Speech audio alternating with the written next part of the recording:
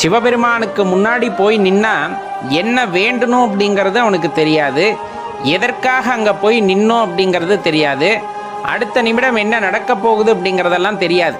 அந்த இடத்துல அந்த உணர்வோடு அந்த இடத்தோடு லயத்து நிற்கக்கூடிய அந்த ஆற்றலை பெறக்கூடியவனாக அந்த மனிதன் அந்த இடத்துல இருந்து விடுவான். இப்போ ரொம்ப சுயநனவோடு நம்ம என்ன கேட்குறோம் அப்படின்னு தெரிஞ்சு அந்த இடத்துல ஒரு மனிதனாகப்பட்டவன் எனக்கு இன்னது வேண்டும் அப்படின்னு கேட்கிறான் அப்படின்னா அந்த இடத்துல உள்ளம் இறைவனோடு ஒன்றவில்லை அப்படிங்கிறத தெளிவாக தெரிஞ்சுக்கணும். எதற்காக நாம் ஆலயத்திற்கு சென்றோமோ, எதற்காக அந்த வழிபாட்டை மேற்கொண்டோமோ அதற்கான அடிப்படை பலனே இல்லாமல் போயிருக்கும் அப்படிங்கிறத தெரிஞ்சுக்கணும். ஏன்னா ஆலயத்திற்கு போனால் இது நடக்குது அது நடக்குதுங்கும் போது அந்த கவனச்சிதறலானது அங்கே இருக்கிறது அப்படிங்கிறத தான் தெளிவாக தெரிஞ்சுக்கணும்.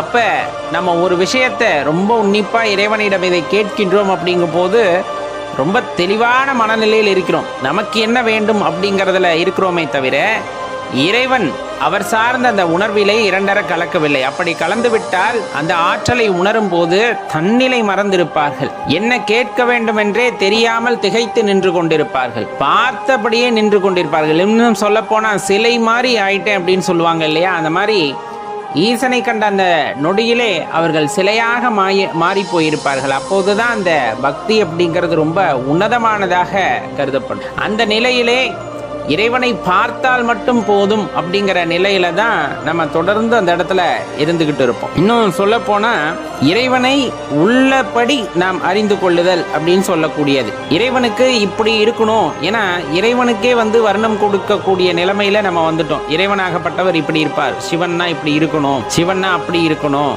இல்ல மற்ற கடவுள்களை நீங்கள் நேசிக்கிறீர்களா அந்த இறைவனாகப்பட்டவர் இப்படித்தான் இருக்கணும், கடவுள் கூட வெள்ளையா இருக்கணும்னு எதிர்பார்க்கக்கூடிய காலகட்டம் தானே. அப்படி இல்லாம அந்த இறை ஆற்றலை உள்ளபடி அதன் தன்மைக்கேற்றவாறு உள்ளவாறு உணரக்கூடிய தன்மையை ஒருத்தன் பெறுகிறான் அப்படின்னா அவனுக்கு தற்பெருமை அப்படிங்கிறதே இல்லாமல் போய்விடும் அப்படின்னு சொல்லப்படும். தற்பெருமைக்கும் இறைவனை உணர்வதற்கும் என்ன ஒற்றுமை? அந்த இடத்துல எப்போது நான்